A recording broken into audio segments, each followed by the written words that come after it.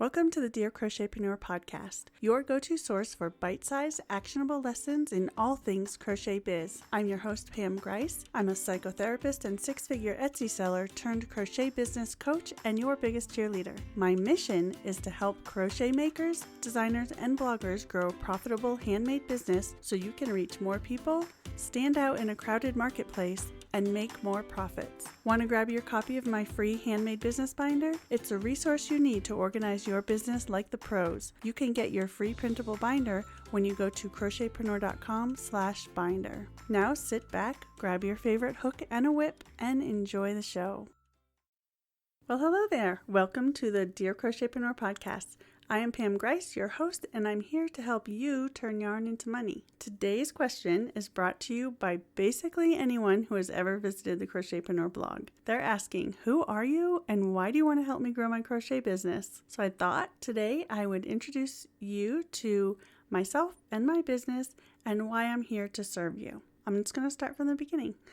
Back in the fall of 2013, I was working in private practice as a counselor specializing in women's issues, helping women create a life that they love, basically healing from the hurts of their past or of abusive relationships they were in currently. At the same time, I had just gotten married to my husband, Kevin, who is a food vendor. So he has a food truck and he travels around on the weekends. And, like newlyweds are, I didn't want to leave him. So I wanted to travel around with him and thought, well, why don't I bring my makes with me and sell those?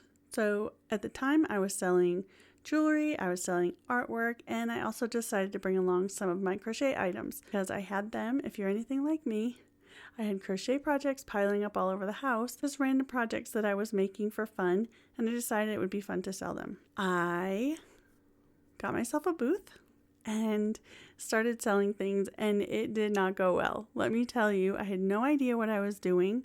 I didn't understand marketing. I didn't understand how to sell. I didn't understand how to do craft fairs, and I basically made about $64, I think, my first craft fair. I was pretty discouraged.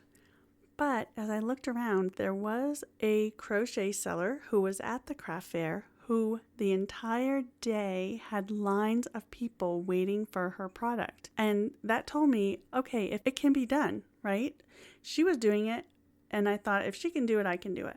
I decided, here it is, I'm going to get this thing done. Basically, what happened was that girl ended up being a mean girl, and she was actually laughing at me for struggling at the craft fair, and that totally got my competitive juices flowing. So what I did was I sat back a little bit, I observed, I did some research, I opened up my Etsy shop and started designing patterns all in that winter to try and figure out how to crack the code of the crochet business. And to my surprise, it went really well. From that year on, I continued to work on all three of my Etsy shops. I had a jewelry shop, I had an art shop, and I had my crochet shop. Each of them did really well and actually were matching the income I was making from my psychotherapy practice. So things were going great. I joined a community of other Etsy sellers and was learning from them and learning from Sarah, who ran this group called Flourish. And it was great. It was really fun, and I learned a lot of things. And then it happened. In December of 2016, I was one of the first, if not the first designer, to publish a pattern for a messy bun hat. And what happened next was amazing and crazy at the same time. Basically, what happened was I designed this pattern, put it up online, and it went crazy.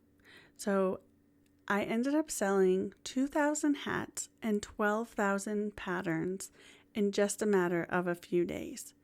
I ended up making over $120,000 in 3 days, which sounds amazing, right? And it was, but it was also terrifying. I ended up having to hire 20 crocheters. I worked 12 to 16-hour days straight for 3 months in order to get all of the orders completed. And by the end of that time, I was spent. I was exhausted. I wasn't sure I ever wanted to crochet again. And it was a really hard time because it was kind of an existential crisis for me because I loved crocheting so much, but I was just so tired. Thought, well, I just don't want to sell physical product anymore. I focused on on designing and just taking it easy. And as I was taking it easy, I started to think back to that process of those 3 months of working with other crocheters so closely. And I kept coming back to the stories that they were telling me. Sellers that would come to me and say, we were about to lose our house and I sold hats from your pattern and ended up making $2,000 in 1 week. It saved our house. Other people's, you saved, our car was going to be repossessed and I sold your hat and I made enough money to save our car. My kids weren't going to get Christmas, but I made your bun hat pattern and I sold $700 over the weekend. All of these stories that bring me to tears thinking about them. And I was like, I really started recognizing that people had the skills to make money, but they didn't know how to pick designs or how to market their products in order to make money with their business. And I also recognized that during the craziness of the messy bun hat time for my business, I didn't have anyone inside the crochet community to turn to answer my questions about how do I monetize this? How do I connect with yarn companies? How do I market myself? I had no idea how to make that work inside of the fiber arts community. I recognized that there was a need in the crochet industry for someone who specialized in helping crocheters turn yarn into money. And I decided that it should be me. So what happened was I recognized there's this missing piece inside the crochet community. There were no coaches. There was no one reaching out to crocheters and giving them behind the scenes tips and resources for creating a sustainable and profitable business. So I researched and continued to grow my business. I delved into the world of crochet blogging with my Made with a Twist blog in order to get to know that world as well.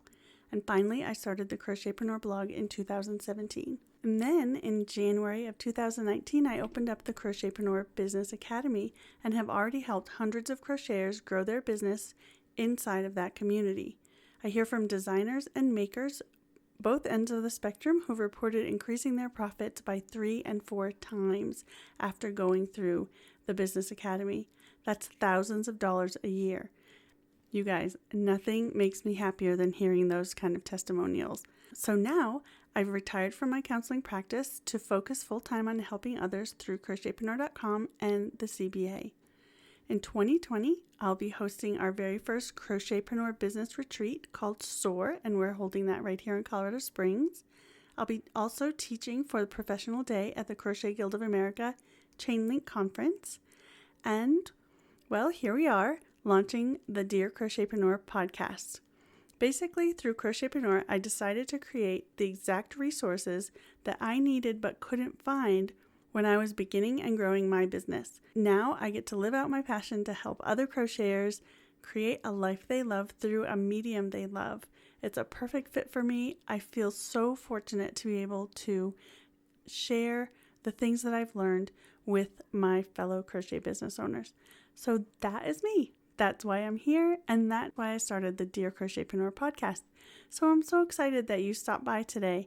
I really want to thank you for spending some time with me. I hope you feel like you got a little bit of glimpse of who I am, and I hope you'll stick around for more episodes as we dive into answering your questions about how to grow your crochet business. That's it for today.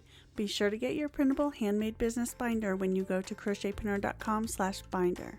And never miss an episode when you subscribe to the Dear Crochetpreneur podcast on iTunes or your favorite podcast listening platform. If you'd like your crochet business to be featured on an upcoming episode, be sure to go to crochetpreneur.com/questions and submit your question.